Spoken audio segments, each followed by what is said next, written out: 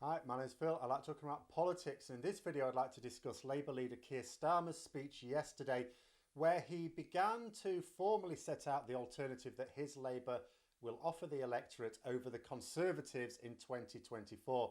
But first, if you'd like to be notified of daily news and politics, please subscribe to the channel and click the bell notification icon.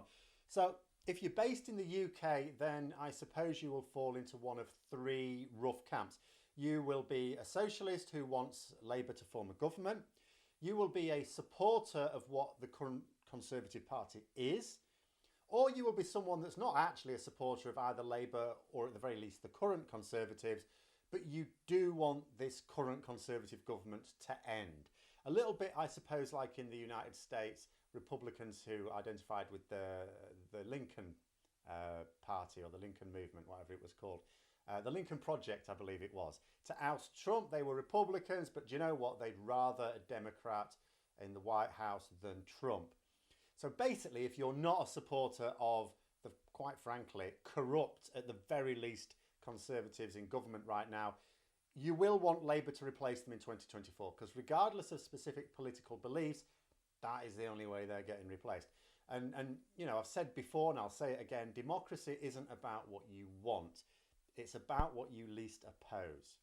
But in order for Labour to win over voters, it's not enough just to highlight government incompetence or even malice, but they have to offer an attractive and credible alternative. Corbyn offered an attractive alternative, but too few people believed he could or would deliver. The situation is both a challenge but also an opportunity for Labour. It's an opportunity because people fundamentally understand that the Conservatives have messed things up. They've messed up the economy, they've messed up Brexit, really messed up the pandemic. Over the next few years, they'll continue to mess up the pandemic. Don't be fooled by people thinking it's looking good again. 2021 is just repeating the same cycle as 2020. Take this headline in the Daily Mail yesterday. My favourite response to it was, "I know pigeons who learn lessons quicker." They'll also continue to mess up Brexit, and they'll mess up their plans to level up areas left behind, which is virtually the whole of the UK, but they want to focus on the north of England. That will be a mess as well. So why do people keep voting for them? It comes down to this. There are a lot of people who accept that the government are making a mess of things. They you know, when you say, oh, this is a terrible situation, they go, yeah, absolutely. But they are convinced that any alternative would have made a bigger mess. They'll say things like, yeah, but could you imagine if Labour in power? Yeah, I can. Yeah. And this perception is wrong. It's toxic, but it's pretty widespread. Fueled not only by national stupidity, I mean, all nations fundamentally are fairly stupid when it comes to critical thinking, but by the media, ultimately. There's a reason why autocrats, on their rise to power, want to control the media. It's because if you control the message that gets to people, you control their opinions. So the opportunity for Labour is to offer that credible and attractive alternative.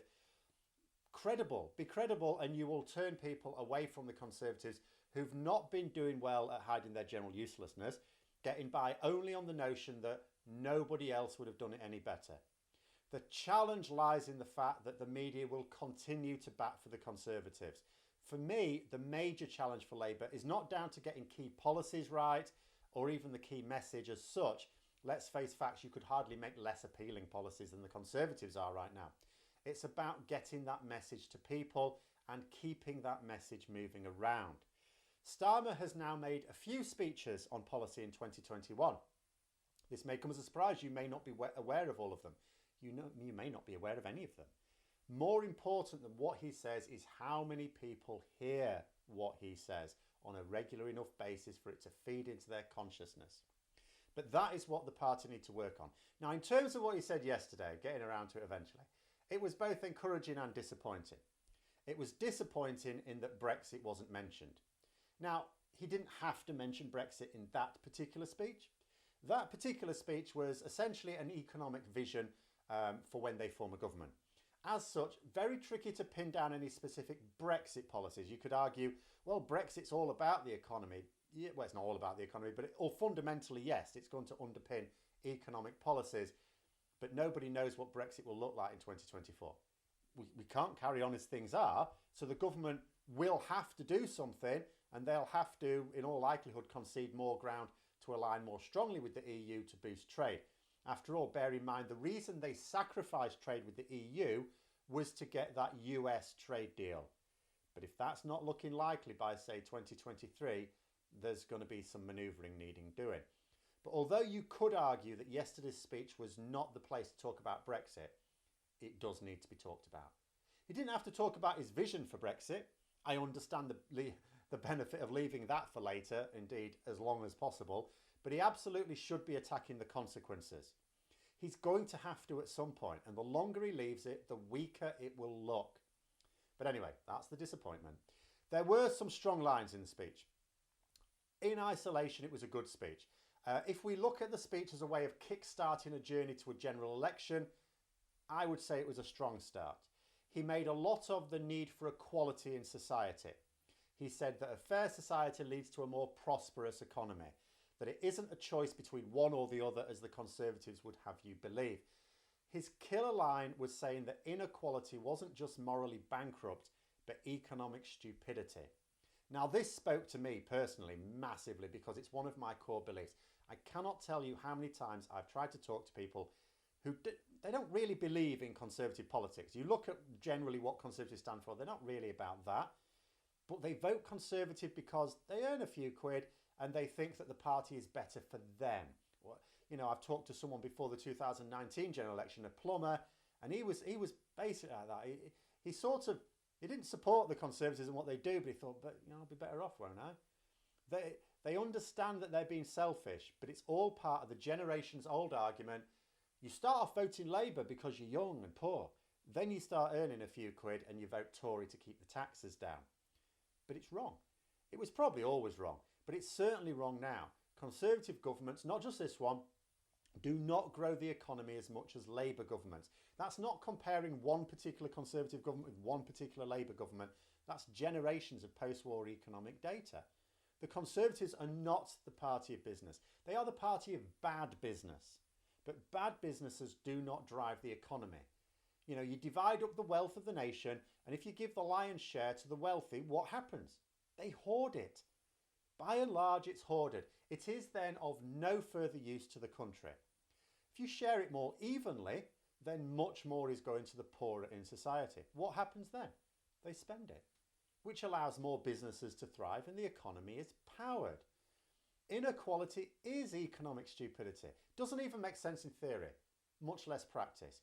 Frankly, that should be Labour's slogan, I think.